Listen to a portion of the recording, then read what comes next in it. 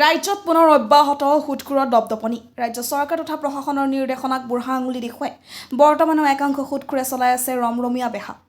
যোৱা কেইমাহমান পূৰ্বে অসম চৰকাৰ আৰু প্ৰশাসনে অবৈধ সুদখোৰৰ বিৰুদ্ধে অভিযান চলোৱাৰ পিছতো যেন গা লৰা নাই একাংশ সুদখোৰৰ।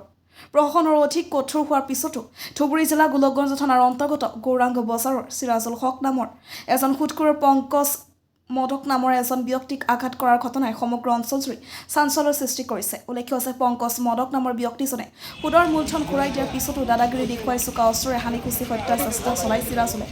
ঘটনা সন্দৰ্ভত পংকজে গোলকগঞ্জ থানাত এখন এজাহাৰ দাখিল কৰে যদিও আজি 3 দিন উকলি যোৱাৰ পিছতো প্ৰশাসনে একো ব্যৱস্থা গ্ৰহণ নকৰাত ধুবুৰী জিলা আন্তঃৰাষ্ট্ৰীয় হিন্দু পৰিষদ আৰু ৰাষ্ট্ৰীয় বজৰং দলে সুদখোৰৰ দাদাগিৰিৰ বিৰুদ্ধে প্ৰতিক্ৰিয়া ব্যক্ত কৰে। ৰাষ্ট্ৰীয় বজৰং দলৰ ধুবুৰী জিলা প্ৰচাৰক কৃষ্ণ ৰাথোৰৰ লগতে সদস্যসকলে অতিৰিক্ত আৰক্ষী আয়ুক্তক ঘটনা সন্দৰ্ভত অৱগত কৰে। লগতে গোলকগঞ্জ থানাৰ ভাৰপ্ৰাপ্ত বিষয়াক অতি সোনকালে দোষীক গ্ৰেপ্তাৰ কৰিবলৈ দাবী জনায়। অবৈধ সুদখোৰৰ বিৰুদ্ধে চৰকাৰ প্ৰশাসন তীব্ৰতৰ অভিযান চলোৱাৰ পিছতো কেনেদৰে বৰ্তমানে সুদৰ বেহা চলাই আছে সেয়া যেন ৰহস্য হৈ পৰিছে। গোলকগঞ্জৰ পৰা Tapan Roy report, North East Frontier News. যোৱা শুক্ৰবাৰ দিনা প্ৰায় অনুমানিক 11:30 বজাত বাচ্চু শেখ নামৰ তাৰ পুতেক চিৰাজুল শেখ, তেখেত এজন সুদখৰ আৰু সেই সুদখৰজনে বিভিন্ন সময়ত কিছু নিৰীহ মানুহক উৎপীড়ন চলায় আৰু সেই মৰ্মে সেইদিনা ৰাতি আমাৰে এজন যুৱক যাৰ নাম পংকজ, তেখেতক হত্যা কৰাৰ চেষ্টা কৰে। লগতে হানিখুচি তেওঁৰ গলাত চাবি বাইকৰ চাবি সোমাই দিয়া আৰু চোকা অস্ত্ৰৰে প্ৰহাৰ কৰে।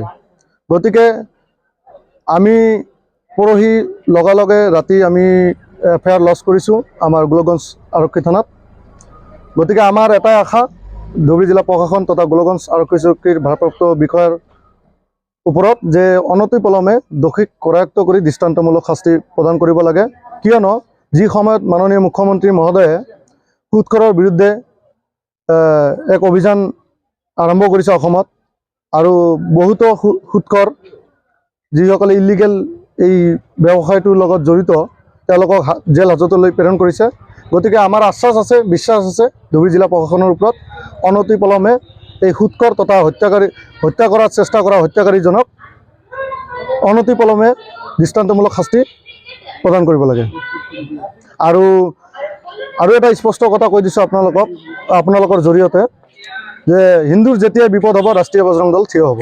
আৰু ৰাষ্ট্ৰীয় বজৰং দল ধুবুৰী জিলা গোলকগঞ্জ প্ৰখণ্ডৰ অন্তৰ্গত আজি আমি থানাত আমি অচি ছাৰক অৱগত কৰোঁ। লগতে আমাৰ মাননীয় ধুবুৰী জিলা অতিৰিক্ত আৰক্ষী অধীক্ষকক মাননীয় তেখেতকো আমি জনালোঁ বিষয়টো। তেখেতসকলে আমাক আশ্বাস দিছে অনতিপলমে তেওঁ এই যিজন সুদখোৰ তথা হত্যা কৰাৰ চেষ্টা কৰা ল'ৰাজনক চিৰাজুল হকক গ্ৰেপ্তাৰ কৰিব বুলি আশা দিছে।